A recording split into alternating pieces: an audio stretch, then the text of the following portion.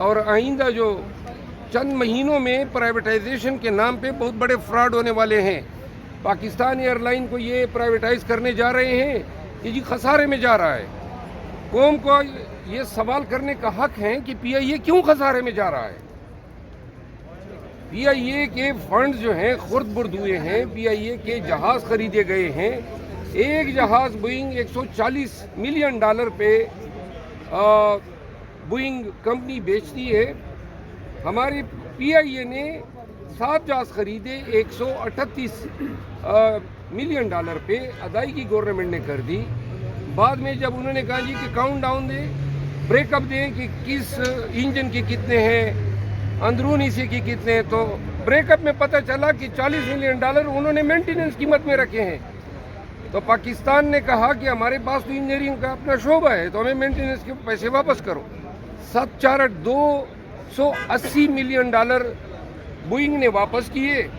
وہ پیسے پاکستان میں ابھی تک نہیں آئے ہیں. کسی کے ذاتی اکاؤنٹ میں، آف شور اکاؤنٹ میں گئے ہیں.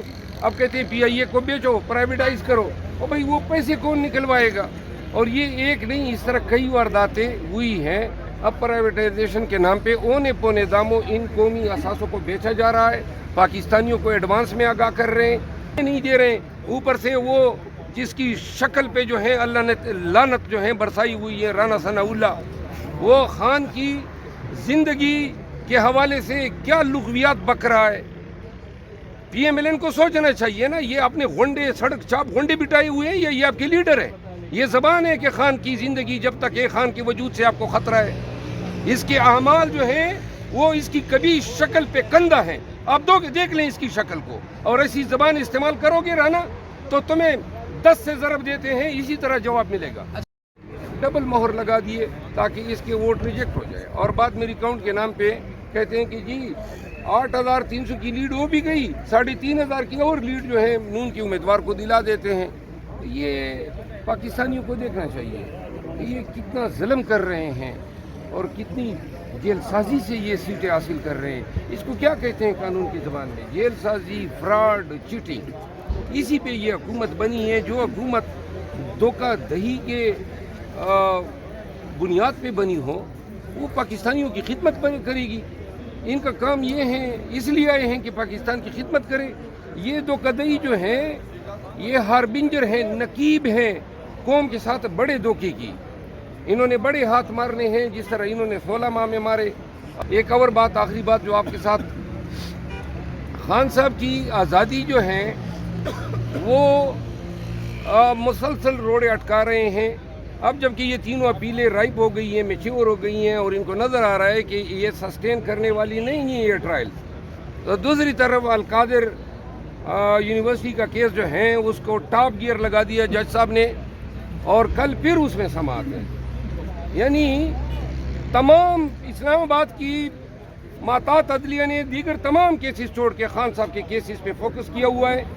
خان صاحب کو سزائیں دلوانی ہے تاکہ یہاں سے اگر خان بری ہوتا ہے تو ایک اور کیس میں ان کو سزا ہو جائے تاکہ وہ بدستور جیل کے اندر رکھا جا سکے.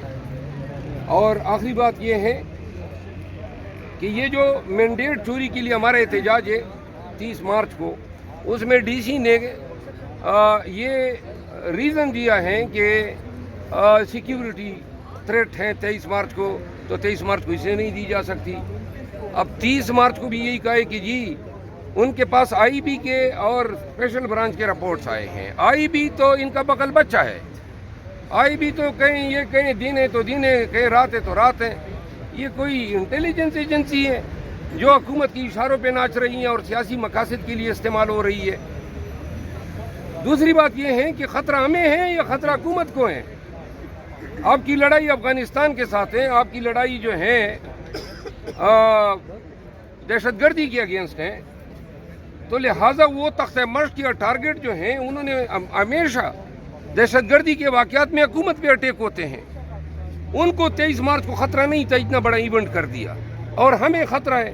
72 ہم نے جلسے جلوس کیے، ایک سپاہی تک کی سیکیورٹی نہیں دی، نہ سندھ میں، نہ کے پی میں، نہ بلوچستان میں، نہ اسلام آباد میں، اور نہ پنجاب میں. سارے پرامن رہے. اور اب کہتے ہیں کہ پی ٹی آئی کے جلسے کو تھریٹ ہیں. تو لہذا ہم تمام تھریٹ کے ساتھ अपने ही रिस्क पे अपना जलसा करना चाहते हैं। और ये जो बहाने कर रहे हैं, बुनियादी हक है हमारा आर्टिकल 16 के तहत एहतजाज का, आर्टिकल 17 के तहत हमारा हक है कि हमारी पार्टी की क़यादत में हम इसको लीड करें, और आर्टिकल 19 के तहत ये हमारा बुनियादी हक है कि हम अपने एहतजाज में कानून के दायरे में रहती हुई अपना इज़हार आज़ादी राय करें। तो लिहाजा इन चीज़ों को पाकिस्तानी ये देख लें, इनका ये बेरूप कहते हैं जी हम मुफाहमत की बात करते हैं। ओ भाई आप हमसे तो सांसें छीन रहे हैं, आप हमें जीने। मनोज साहब ये बताइएगा कि आपने मनोज साहब एक मिनट, मनोज साहब ये से आपने कई इल्जामात लगाए गए हैं और कहा गया है कि आप ये पार्टी को तोड़ना चाह रहे हैं, खिलाफ इल्जामात जो ये इल्जामात लगा रहे हैं उनको दोनों हाथों से लानत देता हूँ। अच्छा मनोज साहब ये बताइए कि आपने कहा 50 से ज्यादा एमपी हमारे 50 से ज्यादा आपने कहा था टीवी पे बैठ के, ये मैंने नहीं कहा था। सुने तो सही सर, आपने आप मेरा बयान सुना ही नहीं है ना, मैं आपका सवाल मैंने सुना है कि आपकी इत्तला के मुताबिक 50 से ज्यादा लोगों का फॉरवर्ड ब्लॉक बन चुका है। आपने कहा था कि वो लोग इस वक्त नहीं चाहते हैं कि जो काम आप लोग कर रहे हैं या पार्टी के अगेंस्ट है वो आइडेंटिफाई हुए लोग या नहीं हुए। हजरत मैं आपने मेरा बयान नहीं सुना है, मेरा बयान है ना तो मुझे याद होगा। मैंने 40 का जिक्र किया था, आप उसको 50 पे ले गए, नंबर 1। नंबर 2 मैंने ये कहा था कि हमें पार्लिमानी कमेटी में फैसलाबाद से कुछ दोस्तों ने हमें ब्रीफिंग दी कि वहाँ पे MPS को तोड़ा जा रहा है। इसी तरह कोर कमेटी में हमें पंजाब की तरफ से ब्रीफिंग मिली कि जी वहाँ पे MPS को तोड़ा जा रहा है। फिर पंजाब के अपोजिशन लीडर ने कहा कि 20 से ज़्यादा लोग जो हैं उनको जो है अप्रोच किया गया है और उनको डराया जा रहा है कि रिकाउंट की बुनियाद पे आपसे सीटें ले लेंगे। लिहाजा इसलिए मैंने ये बयान दिया। देखिए हमारा फोकस होना चाहिए, साहब तो कहते हैं कि सारे पहले इसका जवाब तुम होने दें। हमारा फोकस होना चाहिए, 9 सीटें हमारा टारगेट है KP में और 2 सीटें जनरल में, एक टेक्नोक्रेट में। पंजाब में जो है ये हमारा टारगेट है और हमें इस पे फोकस करना चाहिए। ऐसा ना हो कि हम बयानबाजी के चक्कर में ये हमारे MPs को देखें। इसमें इलेक्शन में कौन लोग आए हैं, बड़े ही ऐसे लोग आए हैं जो आज़ाद हैं, कोई पार्टी नहीं है, उनके कोई MPs नज़र नहीं आ रहे हैं, लेकिन नताइज देख लें, मोहसिन नकवी जीतेगा, काकड़ जीतेगा, और ये जो तीसरा है वावड़ा, इनकी कोई पार्टी नहीं है और ये कहाँ से जीतेंगे।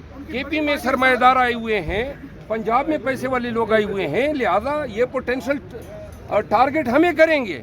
तो हमें अपने वोटरों पे, अपने MPs हजरात के साथ कोऑर्डिनेशन को जो है वो मजबूत करना चाहिए ताकि सेनेट में हम साबित कर सके कि खान घर से अंदर हैं। तंजीम ने, पार्टी ने बाकायदा डिलीवर कर दिया है और कोई लालच या धमकी या दोस्त जो हैं वो MPs को मुतासर नहीं कर सकी है। बहुत शुक्रिया, थैंक यू।